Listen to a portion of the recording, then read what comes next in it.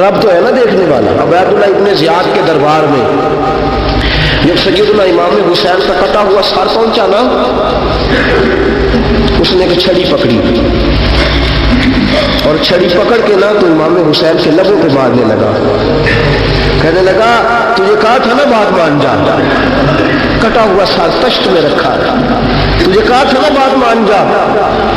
راوی کہتا ہوں Ubaidullah ibn زیاد نے چھڑی ماری اور اس نے بے ادبی کی، کہنے لگا تو تھا ہی اس قسم کا، تیرا یہی حال ہونا چاہیے تھا معاذ اللہ۔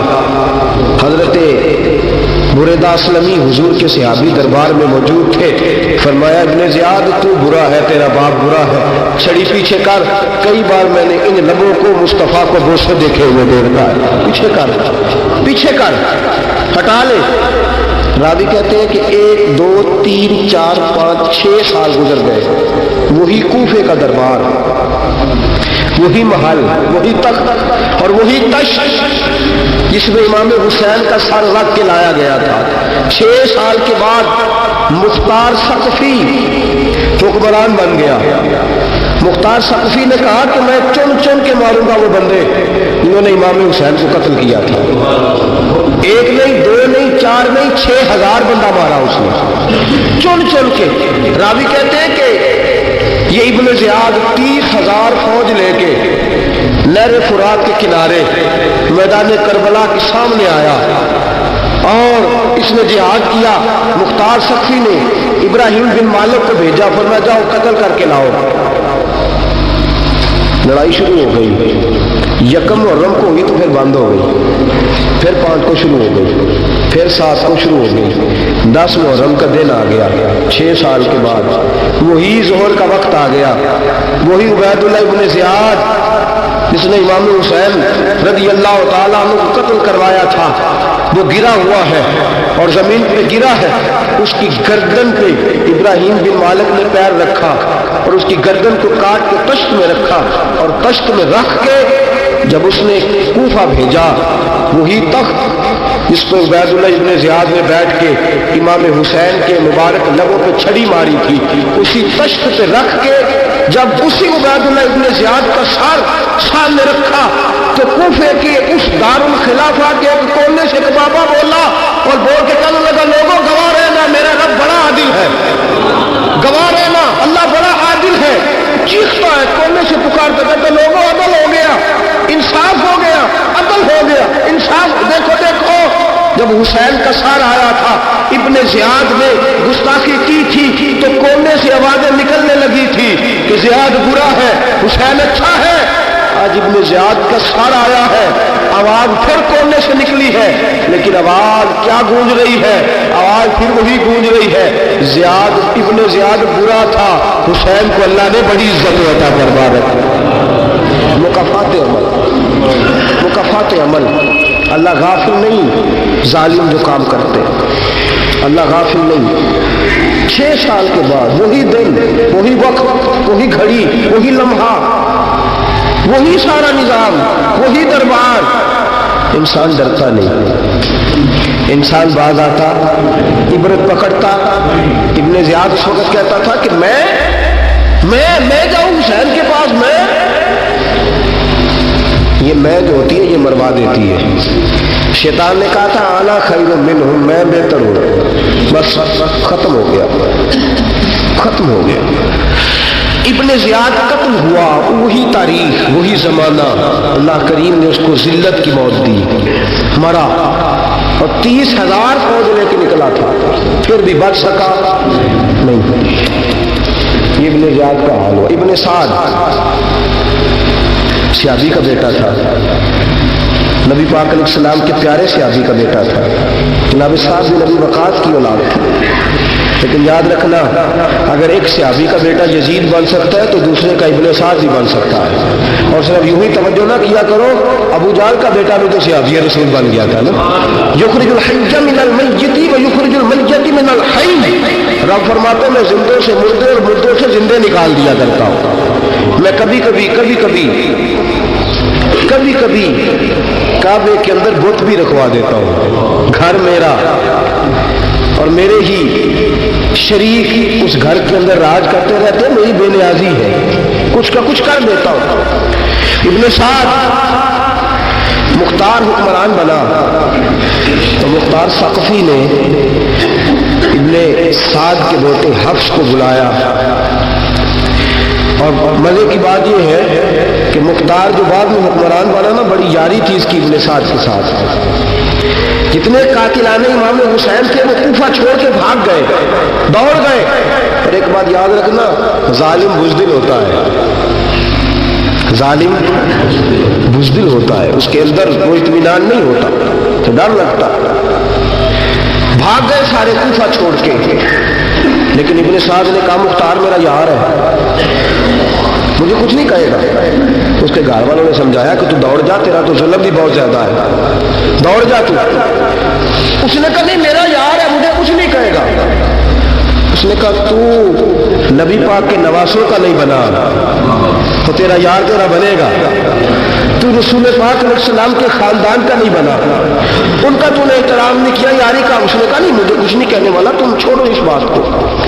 حفص کو پیغام بھیجا، بیٹا آیا۔ مختار نے کہا تیرا باپ کدھر ہے؟ اس نے کہا جی ابا جی اب باہر نہیں نکلتے، بس گھر کے کونے میں بیٹھ کے اللہ اللہ کرتے ہیں۔ اس نے کہا اچھا کیا کرتے ہیں؟ کہا جی گوشہ نشین ہو گئے۔ اس نے کہا اب تیرا باپ گوشہ نشین ہوا ہے؟ اب گوشہ نشین ہوا ہے؟ بھیڑیے سے لومڑی نے کہا کہ جاؤ شکار کر لو، تو بھیڑیا کہنے لگا بوڑھا ہو گیا تھا نا، بھیڑیا کہنے لگا نہیں میں نیک ہو گیا ہوں، میں نے شکار کرنا چھوڑ دیا ہے، میں کسی جانور کو تنگ نہیں کرتا۔ تو لومڑی کہنے لگی نہیں بادشاہ سچی بات کر، اب تجھ سے دوڑا ہی نہیں جاتا، اب شکار پکڑا جاتا، اب تجھ سے دوڑا نہیں جاتا پکڑ، اب تیرے اندر آج بھی طاقت آئے تو تو کم کرے نہ، تو اب بھی چھوڑنے والا، اب تجھ سے دوڑا نہیں جاتا۔ ملا رومی فرماتے ہیں بوڑھا ہو کے تو بھیڑیا بھی نیک ہو جاتا ہے۔ کہاں کہ جاؤ تمہیں بلا رہا ہے؟ کہا نہیں جی میرے ابا جی نا آپ اندر رہ کے اللہ اللہ کرتے۔ اس نے کہا اسے اللہ اللہ یاد آئی ہے، اب اللہ اللہ یاد آئی ہے، کچھ گناہ ایسے ہیں جو رب معاف نہیں کرے گا۔ فرمایا وہ جتنی مرضی نمازیں پڑھے، جتنے مرضی روزے رکھے، جتنی مرضی نفل پڑھے، سارا کچھ کر لے، لیکن اللہ کبھی حسین کے گستاخ کو معاف نہیں کرے گا، کبھی نہیں معاف کرے گا۔ اس لیے کہ جو حسین کا بے ادب ہے وہ دراصل رسول پاک کا بے ادب ہے، اللہ اسے معاف کرے گا۔ ظالم نے اس نے ظلم کیا، ابھی 6 سال ہی تو گزرے تھے، 6 سال ہوئے صرف۔ ابن سعد بھیجا بیٹے کو، کہا جا اب اپنے باپ کو جا کے کیا تجھے مختار بلاتا ہے، بات سنے آ کے۔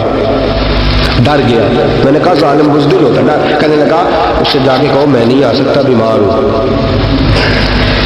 اس نے کہا چلو وہ نہیں آ سکتا تو ہم تو جا سکتے ہیں نا، ہم تو جائیں گے نا۔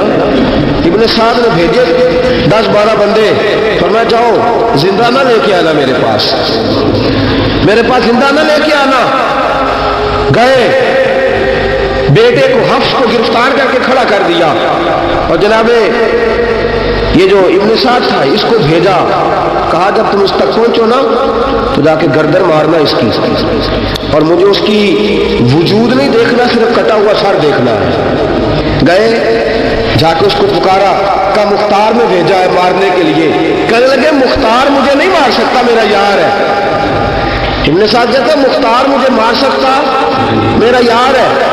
ان فوجیوں میں سے ایک فوجی کہنے لگا اگر تم محمد کے نواسے کو مار سکتا تو تجھے بھی تیرا یار مار سکتا ہے صلی اللہ علیہ۔ اگر تو رسول پاک صلی اللہ تعالی علیہ وسلم کے نواسے کو قتل کر سکتا ہے، تو نے نبی کا حیا نہیں کیا، وہ یاری کا حیا کیوں کرے؟ تو نے ظلم کیا ہے، اب دیکھ تیرا حال کیا ہوتا ہے۔ گرفتار کر لیا، منتیں کرتا رہا۔ تاریخ ابن سعد کو بتا رہی تھی کہ ابن سعد تو ہاتھ باندھتا ہے، پاؤں پکڑتا ہے، ذرا یاد کر میدان کربلا، میدان کربلا تجھے اپنی باری آئی ہے تو تو ہاتھ باندھتا ہے، میدان کربلا یاد کر۔ حسین نے بھائی کی بھی لاش اٹھائی تھی، حسین نے جوان بیٹے کی میت بھی اٹھائی تھی، 6 مہینے کا علی اصغر بھی اس کی گود میں دم توڑ گیا تھا، اس کی بیٹیاں پیچھے تھی، بہن پیچھے تھی، بھانجیاں پیچھے تھی، بھتیجیاں پیچھے تھی، لیکن حسین نے ایک بار بھی ہاتھ نہیں باندھے۔ یہ کون ہے؟ عطا ہوا غبار سے پھٹا ہوا، ہزاروں کوفیوں کے درمیان وہ اکیلا ہی ڈٹا ہوا، یہ بالیقین حسین ہے، نبی کا نور عین ہے۔ فرمایا یہ وہ میدان کربلا بھی یاد کرنا، تو ظالم تھا نا، معافیاں مانگ رہا ہے۔ حسین رسول پاک کے نواسے تھے، ایک بار بھی معافی طلب، دیکھ منظر یاد کر، ابن سعد کا ایک ہی بار میں سر قلم کیا، ایک ہی بار میں۔ امام حسین پہ تو پہلے 82 زخم لگے تھے تلوار کے، 82 زخم تلوار کے، نیزوں کے، اور کئی نیزوں کی انیاں امام حسن کے وجود، امام حسین کے وجود میں ٹوٹ گئی تھی۔ امام حسین رضی اللہ تعالیٰ عنہ پہلے ڈٹے رہے، جمے رہے، بڑی دیر کے بعد گر، پہلے ہی بار میں گر گیا۔ ابن سعد کا کٹا ہوا سر پہنچا تو بیٹا کھڑا تھا۔ مختار سخی نے کہا کہ تیرا باپ میں نے مار دیا ہے۔ کہنے لگا تو مزہ نہیں رہا زندگی میں۔ اس نے کہا چلو ٹھیک ہے تمہیں بھی مار دیتے ہیں، پھر مزہ نہیں رہا تو مار دیتے۔ کاٹ دیا سر اس کا بھی، دونوں سر کاٹے، تشت میں رکھے، اور مدینہ منورہ حضرت محمد بن حنفیہ رضی اللہ تعالیٰ عنہ جو امام حسین کے چھوٹے بھائی تھے، جناب علی کی دوسری زوجہ کے بیٹے تھے، جناب علی کے صاحبزادے ان کے پاس بھیجے، اور بھیج کے کہا کہ لو ابن سعد کا سر حسین کا بدلہ ہے اور اس کے بیٹے کا سر علی اکبر کا بدلہ ہے۔ جب محمد بن حنفیہ کے پاس پہنچے تو آپ نے فرمایا یہ کمینوں کے سر میرے بھائی کے سر کا بدلہ ہو ہی نہیں سکتے، یہ کہاں حسین کا بدلہ ہو سکتے ہیں؟ وہ حسین ابن علی، وہ حسین ابن علی، حسین ابن علی کی شان رفت کوئی کیا جانے، حسن جانے، علی جانے، نبی جانے، خدا جانے۔ وہ حسین ابن علی کہ باپ جنہ دا ہر میدان اندر لڑتا رہا سی کل ایمان بن کے، ماں جنہ دی سجدۃ النساء ہوئے کہ نانا عرش پہ جاوے مہمان بن کے۔ فرمایا یہ حسین کا بدلہ ہو سکتے ہیں؟ وہ خولی بن یزید، خولی بن یزید جس نے امام حسین کا سر کاٹا تھا، پتہ چلا نا، دیکھیں نا امام حسین کو کتنے موقع ملے تھے کربلا سے جانے کے۔ پہلے موقع پر ہی اور بن یزید نے کہا کہ امام آپ جانا چاہیں تو میں رستے کھول دیتا ہوں، آپ تشریف لے جائیں۔ امام حسین نے فرمایا میں علی کا بیٹا ہوں، دوڑوں گا نہیں، میں دوڑوں گا نہیں، میں نہیں جانے والا۔ خولی بن یزید دوڑ گیا، کوفہ چھوڑ کے دوڑ گیا اور کسی دور دراز علاقے میں جا کے ڈیرا لگا لیا۔ پھر وہاں سے واپس آیا کہ کسی نے کہا امن ہو گیا، آ گیا دوبارہ کوفے۔ مختار کو پتہ چلا کہ آ گیا ہے، پھنس گیا ہے، گھر پہنچ گیا ہے۔ اس کی بیوی جو تھی نا خولی بن یزید کی، بڑی محبت کرتی تھی نبی پاک کے خاندان کے ساتھ، حضور کے خاندان کے ساتھ بڑی محبت کرتی تھی۔ اور محبت والوں کا انداز پتہ کیا ہے؟ رنگ چمن پسند، نہ پھولوں کی بو پسند، ہم کو ہے وہ پسند جسے آئے تو پسند، یہ انداز ہے۔ انداز محبت یہ ہے کہ نبی پاک کا غلام نہ ہو، سگا چچا بھی ہو تو مانتے نہیں، غلام نہ بنے، سگا چچا بھی ہو تو مانتے نہیں، اور نبی پاک علیہ السلام کا غلام ہو، چاہے حبش کا رہنے والا بلال ہی کیوں نہ ہو، سردار مانتے ہیں۔ یہ انداز محبت ہے۔ وہ بیوی بڑی محبت کرنے والی تھی، اس نے پیغام بھیجا، اس نے کہا آ گیا ہے گھر، بندے بھیجے کہا جاؤ خولی کو پکڑ کے لاؤ۔ مختار نے کہا جلدی لاؤ، حکمران نے حکم دیا لاؤ، پکڑ کے گئے، گھر کے اندر گئے تو چھپ گیا۔ چھپا کہاں؟ ٹوکرے کے نیچے۔ میں نے کہا ظالم بزدل ہوتے، ایک ٹوکرے کے نیچے چھپ گیا۔ بیوی سے کہنے لگا، ان سے کہنا میں گھر کوئی نہیں، ان سے کہو میں گھر نہیں۔ بیوی کہنے لگی چلو ٹھیک ہے۔ دروازے پہ گئی تو کہنے لگے ہم خولی بن یزید کو گرفتار کرنے آئے ہیں۔ منہ سے پکار کے کہنے لگی گھر کوئی نہیں، منہ سے، اور ہاتھ کے اشارے سے کہنے لگی وہ ٹوکرے کے نیچے چھپا ہوا ہے۔ منہ سے کہنے لگی کوئی نہیں گھر، تاکہ سون لے، اندر سون لے۔ منہ سے کہنے لگی کوئی نہیں، ہاتھ کے اشارے سے کہنے لگی چھپا ہوا ٹوکرے کے نیچے۔ گئے، جا کے ٹوکرا ہٹایا، اپنے پاس بہت ساری دولتیں اور جائیدادیں وہ ساری دے دی۔ کہنے لگا یہ میرے پاس کتنا پیسہ ہے، یہ بہت سے کاغذات ہیں، یہ کتنے زیورات ہیں، لے لو، مجھے چھوڑ دو۔ انہوں نے کہا وہ حکومت کدھر ہے جس کے لیے تم نے حسین کا سر کاٹا تھا؟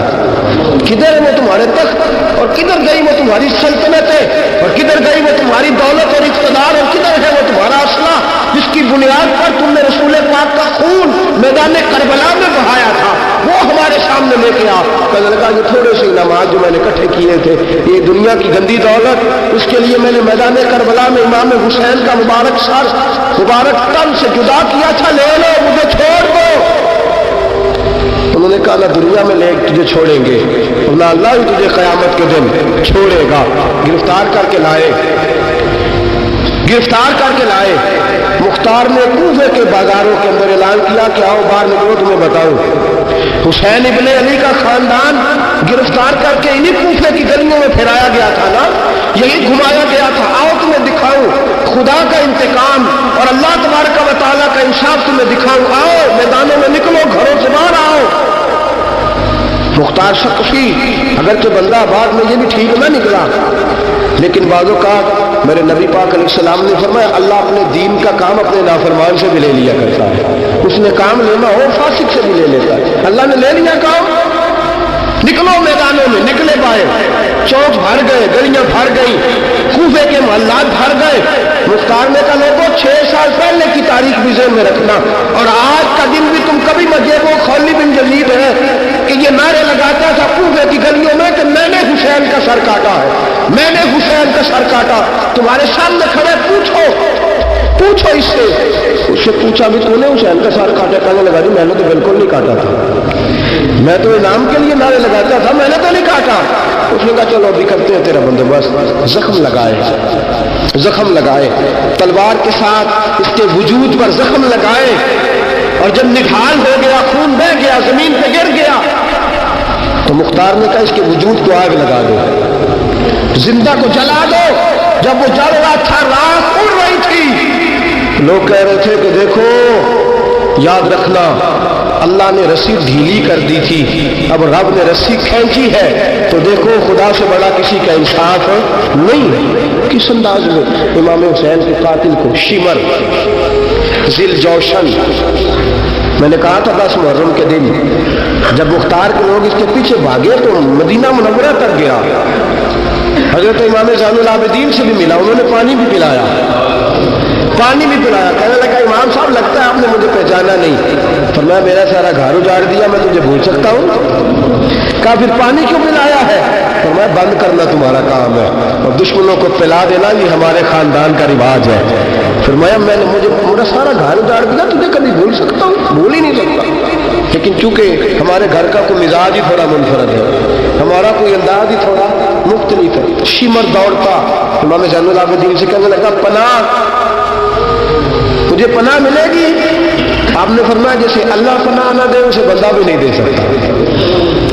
तेरे पास अब चारा कोई नहीं, इसलिए कि अब तुझे देखे ना, याद रखना जालिम दौड़ते हैं ना, जब जालिम दौड़ते हैं तो पनाह मांगते फिरते हैं, जब इनका तूती बोलता है तो कहते हैं हम चुमा दिगरे ने, हमारे जैसा कोई और है ही नहीं।